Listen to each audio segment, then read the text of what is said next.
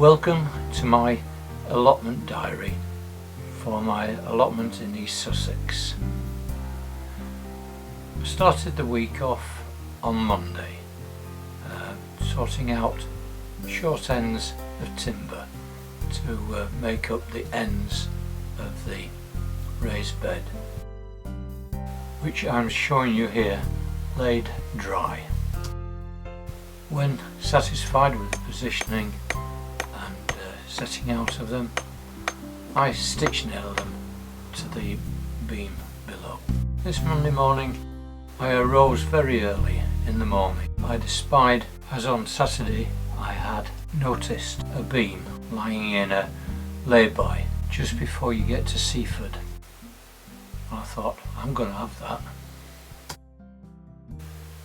It was there, and I took it straight back to the allotment and proceeded to put on the spikes and dig the holes. But in the haste of setting off early, I forgot to take my camera, so I've no shots of putting that together. But not to worry, it was exactly the copy of last week's episode where I put the metalwork onto the big beams. In any case, it would have lengthened the length of this upload, which would take me well over my target of 10 minutes. Tuesday morning I was up early again and I collected some more gravel, made the concrete as the previous upload, ready to sink this beam into position. You can see that it's a 4x4 and the other beams are 5x4, but it won't make no difference, and it's better than buying one, certainly a lot cheaper. I'd calculated out the volume and I think I need an extra layer on top of this beam to take up the no-dig bed material, which is about 4 inches. But I certainly don't want to spend another £60 on beams. So my idea is I'm going to build the top up as a form of capping. Muddy Boots has mentioned that with the wood blocks that he's seen, it's a failure, or it falls down, they fall down to a poor design of capping. I don't really know what point he's making on that, but I suspect that it's because they're in short bits, and really a capping should be in a complete length to protect the timbers below not getting soaked with water dripping through the joints. So you need a continuous length. So I'm still thinking about it. The temperature was rising, so 10 o'clock I cleaned up the gear and went back home. I had harvested some red currants, and if you remember last year at this time I tried to make some red currant jelly and failed. So being at a loose end, I decided I would try again, but sticking very closely to the recipe. The currants were boiled for 4 hours, then they were strained. The juice that was extracted was measured, and sugar was measured at 1 kilo per litre, and you can see that from that jar I had half a litre, so half a kilo of sugar went in.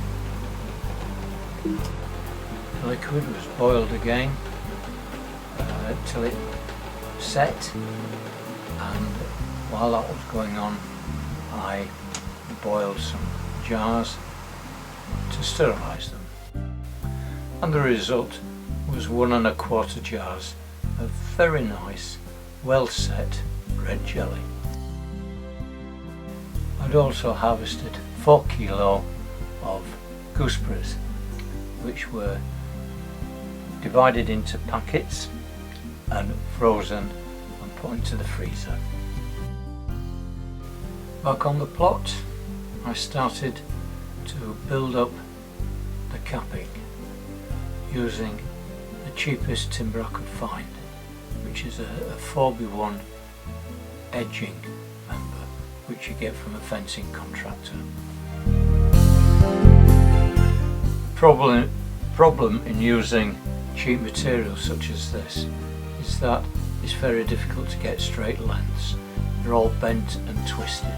Don't you get annoyed when that happens?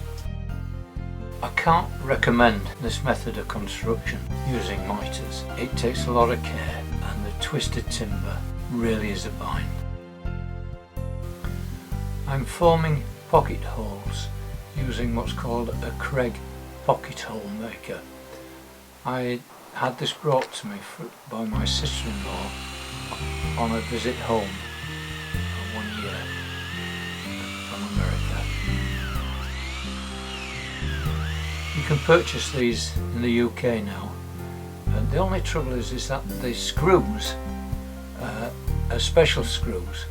That's why I'm not using the drill to put the screws in. It's a special type of screw with a special end on it. A screwdriver gets into the hole. The cost of these screws is £16 for 500, while drywall screws are half that price for 500. So why buy the special screws? And drywall screws have got other uses as well as going into the pocket holes. There you go. Having fixed the north side, I then took the south side piece and laid it aside at the north one and copied the marks across, a lot quicker than measuring. And another 15 pocket holes were then duly drilled out. The battery on the drill is running low. It's getting more difficult to drill the holes, so I called it a day. And this is how the raised bed is looking to date. But before I left for home, I took a look at the runner beans, and they're now showing pods.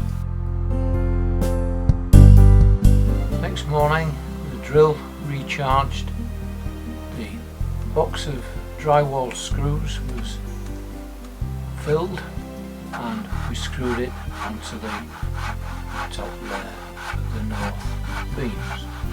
I then proceeded to cut the miters for the west end of the raised bed, until drilling more pocket screw holes.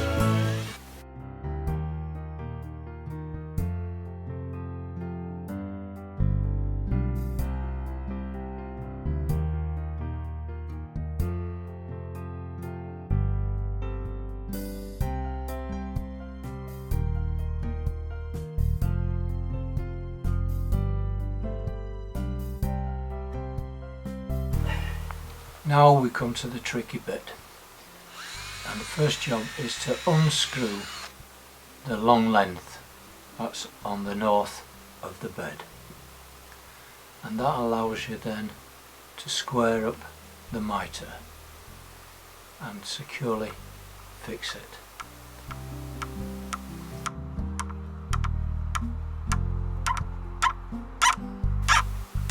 From now on to completion of this timber, it's a struggle fighting the twist and bend of the timber. And you can see there that the miter is just sticking out.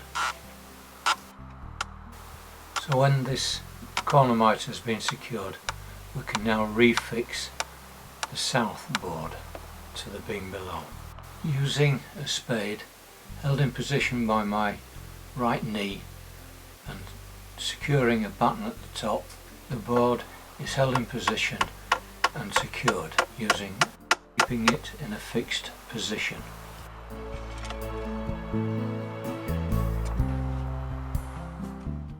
Travelling round in a clockwise direction, each mitre becomes more difficult.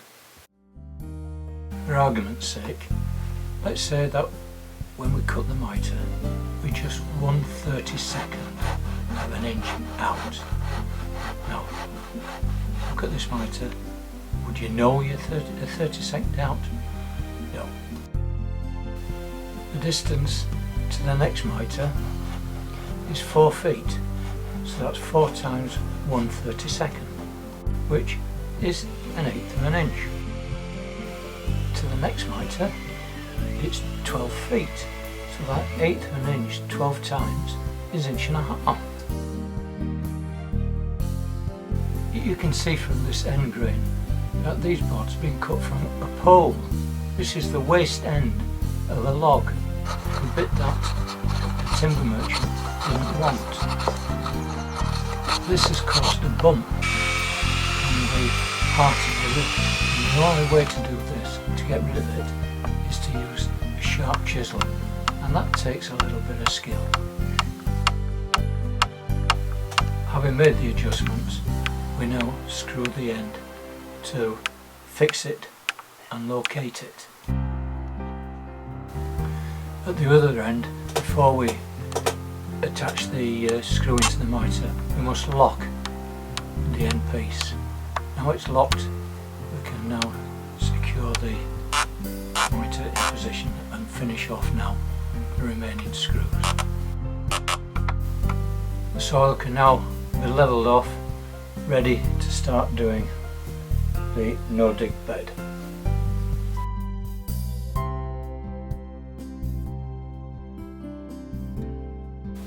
A bit of paint wouldn't go amiss, and we could match the toolbox in the back. I think that would look rather nice. For Allotment's Grow How Big Onion Challenge, I'm showing off my onions for Adam. Every one of them went to seed, which I snapped off, and some have split into 2. Well, that's it for this first week of July. I hope you've liked this video. Please comment, do give a thumbs up, and if you've not already done so, please subscribe, but please do comment. Bye!